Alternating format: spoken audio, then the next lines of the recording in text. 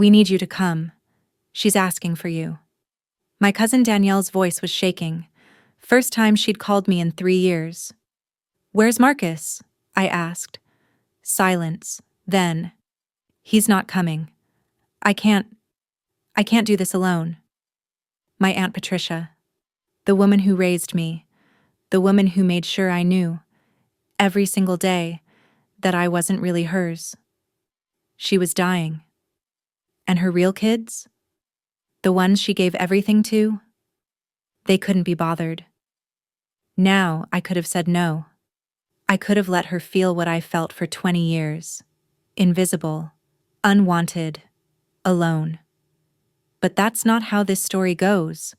And honestly, what happened when I walked into that hospital room changed everything I thought I knew.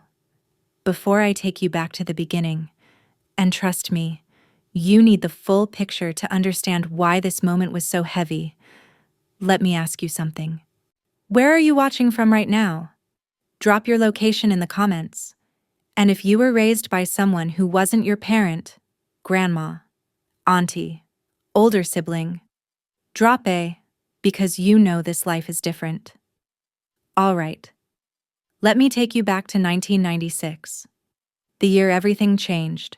My mother died on a Tuesday. I was 7 years old. I still remember what I was wearing. A purple dress with little white flowers. My mom had braided my hair that morning. 2 plaits with purple ribbons to match. I didn't know those would be the last braids she'd ever give me. She dropped me off at school, kissed my forehead, and said, "Be good, baby, I'll see you at 3. She didn't make it to 3. Aneurysm. It happened at work. 1 minute she was at her desk, the next, gone. When they pulled me out of class, I thought I was in trouble. My teacher had this look on her face. I'd never seen an adult look so scared.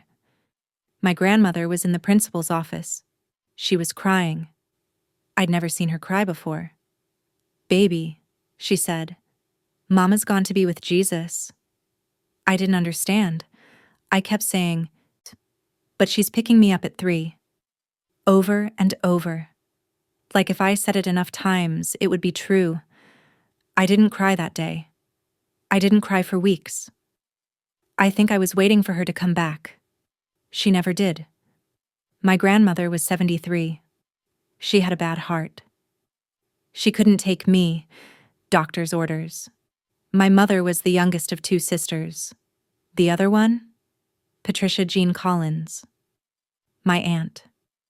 2 weeks after the funeral, Aunt Patricia stood in my grandmother's living room and said, "I'll take her." Everyone talked about what a saint she was, how generous, how kind. What nobody saw was the look she gave me when no one else was watching. Like I was a stray she'd been guilted into adopting. Now, what I'm about to tell you is 20 years of my life. And I need you to understand something. I didn't realize how abnormal it was until I was grown. And when you're a kid, you don't know what you're missing. You think every family works the way yours does. Stay with me. Because this next part is where the patterns start. Aunt Patricia had 2 kids. Marcus, who was 9 when I moved in, and Danielle, who was 7, same age as me. You'd think Danielle and I would have been like sisters. Same age, same house, same school. We were not like sisters. From day 1, the line was drawn, and I was on the wrong side of it. Let me paint you a picture. Marcus and Danielle had their own rooms, new furniture, TVS video games, posters on the walls. I had a mattress in the laundry room. It wasn't even a real room. It was a converted space next to the washing machine. At night, I'd fall asleep to the sound of the spin cycle. Aunt Patricia called it cozy, said I should be grateful I had a roof over my head at all. And I was. I was so grateful, because she told me I should be. School was its own reminder. Danielle got new outfits every school year. Name brands, fresh sneakers, matching accessories. I got Danielle's old clothes, Sometimes Marcus's old sweatshirts that swallowed me whole. Kids notice. They always notice. I got teased for wearing the same things Danielle had worn the year before. She'd pointed out too. That used to be mine. Like it was funny. I learned to make myself small, invisible. If no one noticed me, no one could mock me. Birthdays were the hardest. Marcus and Danielle got parties. Cakes with their names on them. Presents stacked on the table. Families coming over to celebrate them. My birthday? Aunt Patricia would give me a card with $20 in it. No cake, no party, no singing. We can't afford to have a party for everyone, she'd say, but she could afford 2 parties for her kids. The math never added up. Even as a child, I knew. I stopped mentioning my birthday by the time I was 10. Here's something that took me years to name. I was the house helper before I was a child. Marcus's chores. Take out the trash once a week. Maybe. Danielle's chores. Keep her room clean. Sometimes. My chores. Dishes every night. Laundry. Sweeping. Mopping. Cleaning bathrooms. Helping cook dinner. Folding everyone's clothes. I was 8 years old doing more housework than most adults. And if I complained? If I asked why Marcus didn't have to help? He's got basketball practice. Danielle's got a dance. You don't have anything going on. I didn't have anything going on because they never signed me up for anything, but the worst part wasn't the chores, or the clothes, or the mattress by the washing machine. The worst part was what she'd say when she was frustrated. Your mother left you as a burden on me. I didn't ask for this. You should be grateful I didn't put you in the system. She never said those things in front of other people. Never. In public, she was the martyr. The saint who took in her dead sister's child. But alone with me? She made sure I knew my place. So I learned to survive. I learned to stay quiet. I learned to excel in school because maybe, just maybe, if I was good enough, she'd love me. She never did. But someone else noticed. We're about to get into the one person who changed my life. But before that, if you've ever had to earn love that was supposed to be free, drop a heart in the comments. And if you're still here, hit subscribe. We're just getting started. Her name was Mrs. Diane Washington, my 7th grade English teacher. She was the first adult, since my mother died, who looked at me like I was worth something. I didn't know how much I needed that until I had it. Mrs. Washington noticed things.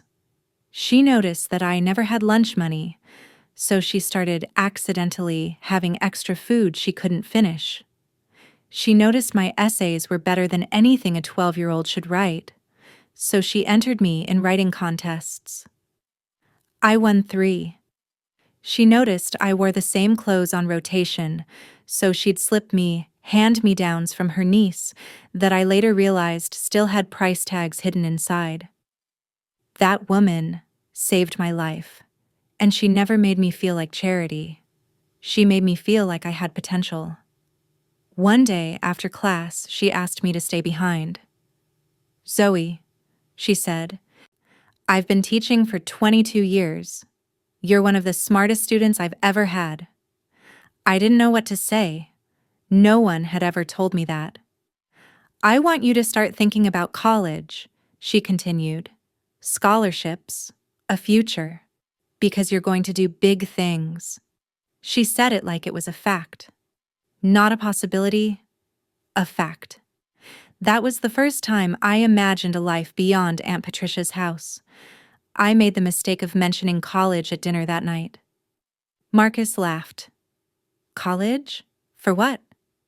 Danielle smirked. She probably thinks she's smart or something. But Aunt Patricia's response was worse. She didn't laugh. She just looked at me and said, And who's going to pay for that? Because I'm not.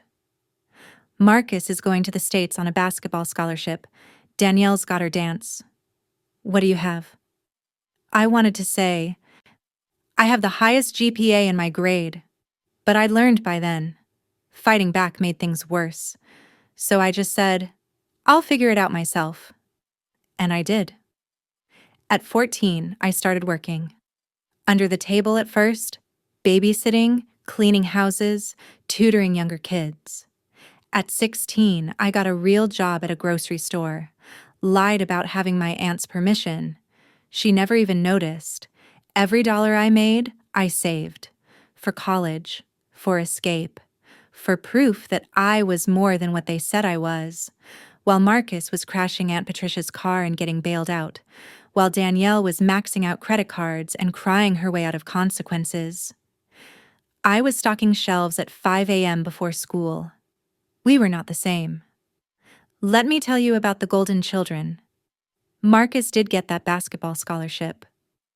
For 1 semester. When he got kicked off the team for drinking, I came home, started finding himself, which apparently meant sleeping until noon and borrowing money from Aunt Patricia that he never paid back. Danielle went to college for 2 years, changed her major 4 times, dropped out, got married to a guy she'd known for 3 months, divorced by 25, moved back home with a baby and a whole lot of entitlement. Narrator aside. And Aunt Patricia? She funded all of it, covered all of it, made excuses for all of it. Marcus just needs to find his passion. Danielle had bad luck with men. But me? I was still the burden who needed to be grateful. Senior year. I applied to 12 colleges, all with scholarship applications, all in secret. Mrs. Washington helped me with every essay, wrote me letters of recommendation, drove me to interviews. When the acceptance letters came, I got into 9 schools, full rides to 3. I chose the one furthest from that house. When I told Aunt Patricia, she didn't congratulate me. She said, "Well, I guess you're finally off my hands." I left 3 weeks after graduation. I didn't look back. Okay, I'm about to fast forward a bit. But what happens next is crucial because this is where karma starts setting the stage. If you're wondering what happened to Marcus and Danielle, and what happened when Aunt Patricia needed someone, stick with me. Comment karma if you're ready for it. Let me take you through the next 12 years in a few minutes. I graduated college, cum laude, got a job in marketing, then another, then another. Each one bigger than the last. By 30, I was a senior director at a Fortune 500 company, and I had an apartment I paid for myself, a car I bought with my own money, a life I built brick by brick. Every success felt like proof. Proof that I was never the burden they said I was. I kept my distance from that family. Christmas cards, maybe a phone call on major holidays, just enough to not be called completely ungrateful. But I didn't go back. I didn't visit. I didn't need to. Some people say you should forgive and rebuild. Those people probably weren't raised in a laundry room. Marcus, at 35, was still living with Aunt Patricia. He'd had maybe 7 jobs in 12 years. Quit all of them. Said they didn't respect him. He borrowed money constantly, never paid it back. Sold some of Aunt Patricia's jewelry once and blamed it on a break-in. She believed him? Of course she did. Marcus could do no wrong in her eyes. He was her real child. Danielle was marginally more functional. She had a job, barely kept it.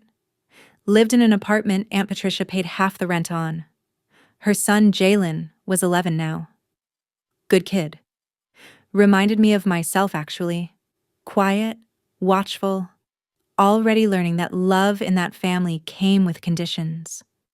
Danielle called Aunt Patricia every time she needed money, every time she needed a babysitter, every time life got hard. She never called her to just talk. Neither did Marcus. They called when they needed something. But Aunt Patricia never saw it that way. Aunt Patricia turned 62 the year everything changed. That's when the phone calls started. Not from her, from neighbors, from church members, from people who noticed she wasn't doing well. Narrator aside. Turns out when your kids only call when they need something, nobody notices when you need something. Kidney failure. Stage 4. She'd been ignoring symptoms for months. By the time she saw a doctor, she needed dialysis immediately. Surgery soon after.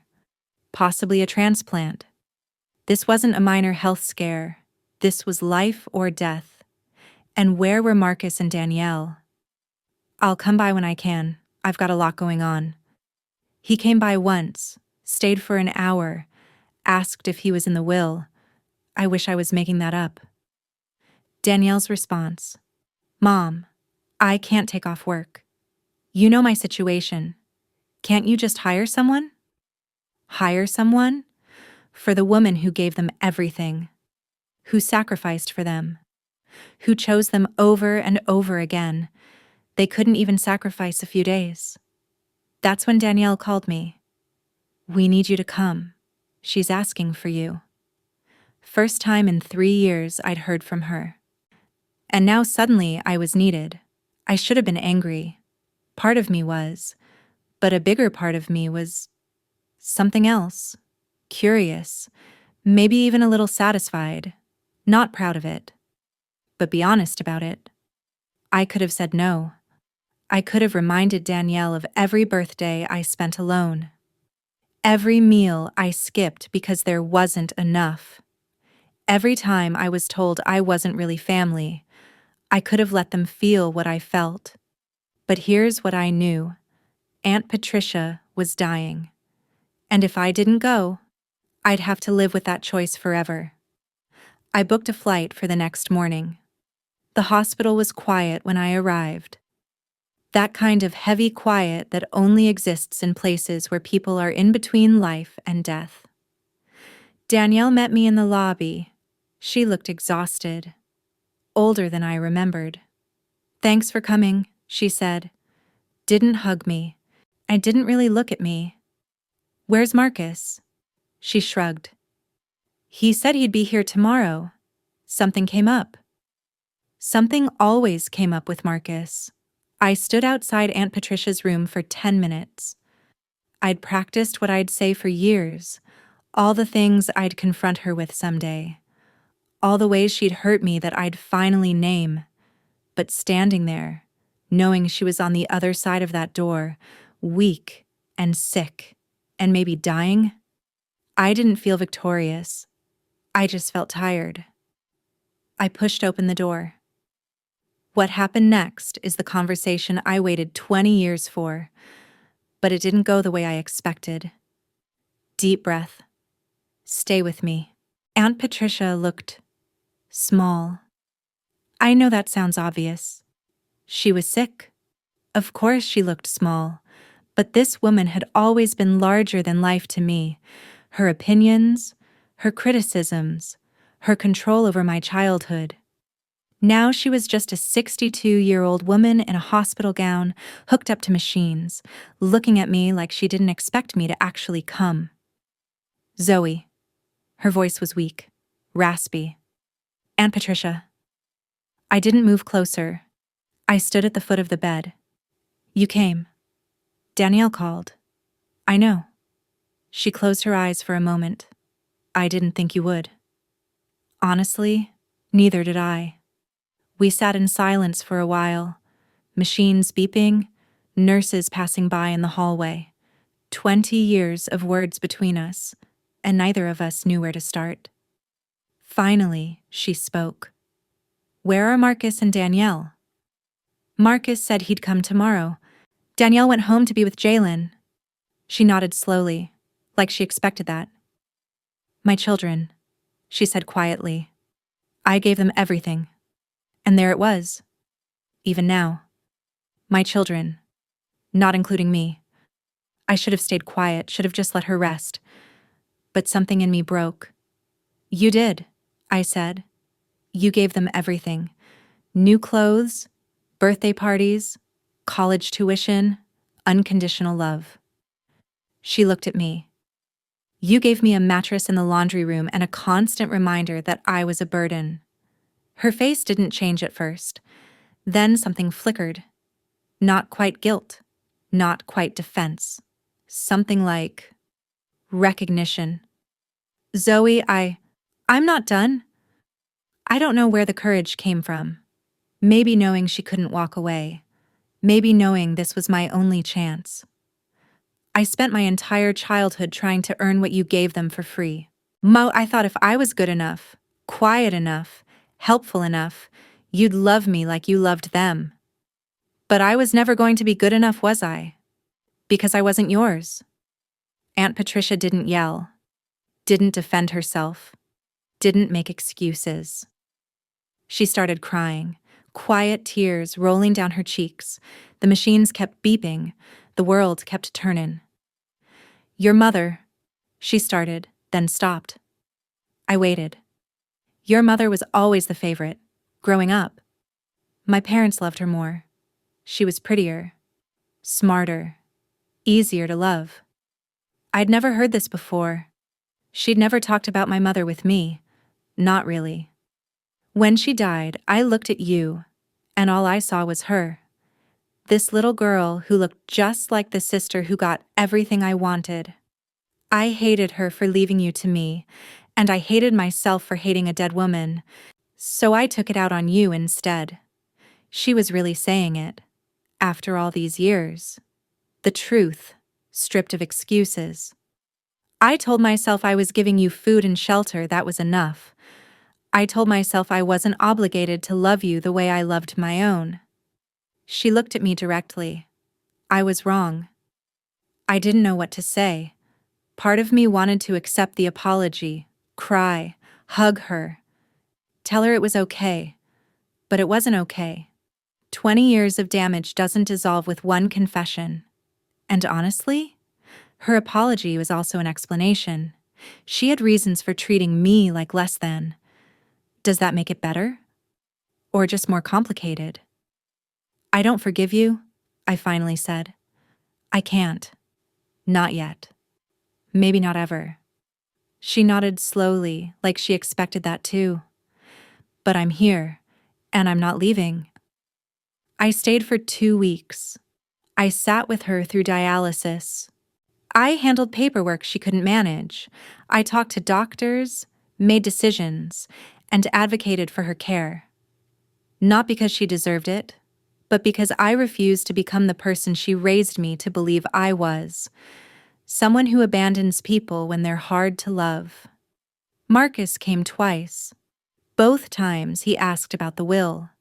Both times he left within an hour.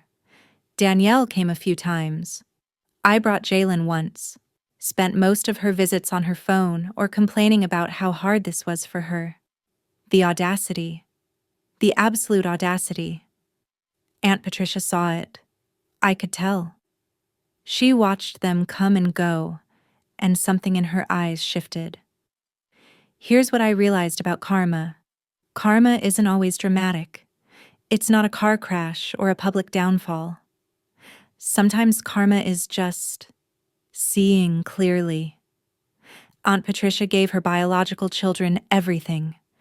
Unconditional love, endless support, second, third, fourth chances, and in her hour of need they gave her excuses. The child she treated as a burden, the one she never loved right. I was the one sitting beside her bed at 3 a.m. when she was scared. She didn't say it out loud, but I saw it in her eyes. She knew. She finally knew. We're almost at the end. What happened with the will? What happened with Marcus and Danielle when they found out? And where did Aunt Patricia and I land? Stay with me. Aunt Patricia had her surgery. It was risky, but she made it through. Recovery was slow. She needed someone to stay with her for at least a month.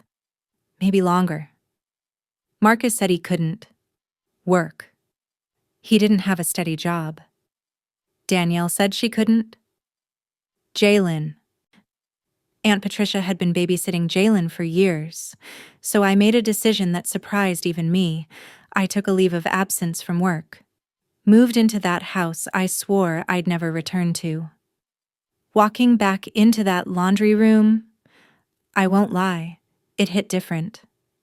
I stood there for 20 minutes just feeling all those years wash over me. But I wasn't a child anymore. I wasn't trapped. I was choosing to be there, and that choice made all the difference. Something shifted between us during that month. We talked. Really talked. Not just surface stuff. Real conversations about my mother, her childhood, the choices she made. She told me stories about my mom I'd never heard. How my mom used to sing, how she loved dancing in the rain, how she'd wanted so badly to be a mother. She would have been so proud of you, Aunt Patricia said one night. I should have told you that years ago. She should have. She really should have. But hearing it now, even late, meant something. Now. Let's talk about what you're probably wondering. Aunt Patricia had a will, an old one, from before she got sick. In it, the house and most of her savings went to Marcus and Danielle.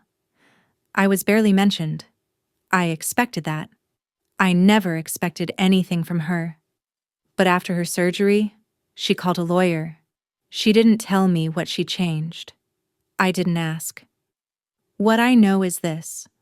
When Marcus found out she'd met with a lawyer, he showed up within 48 hours. Suddenly, I was very concerned. Suddenly, very present. Mom, you need to think about what you're doing.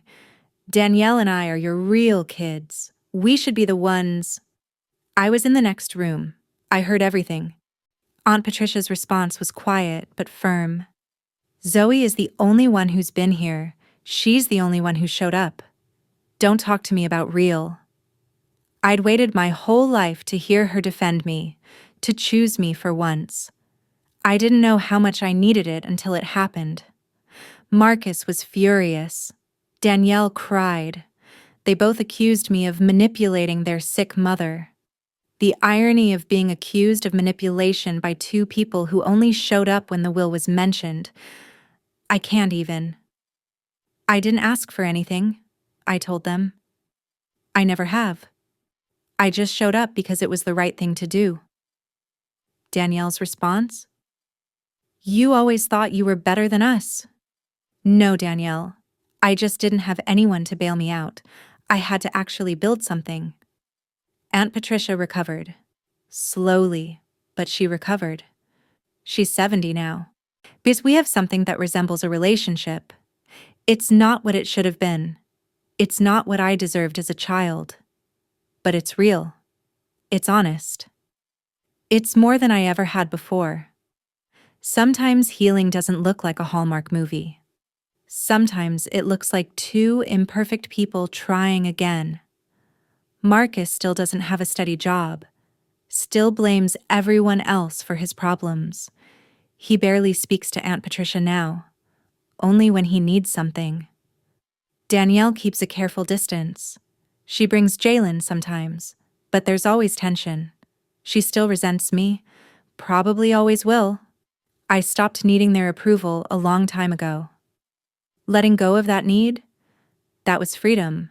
But Jalen, Danielle's son, he and I have gotten close. He reminds me so much of myself at that age.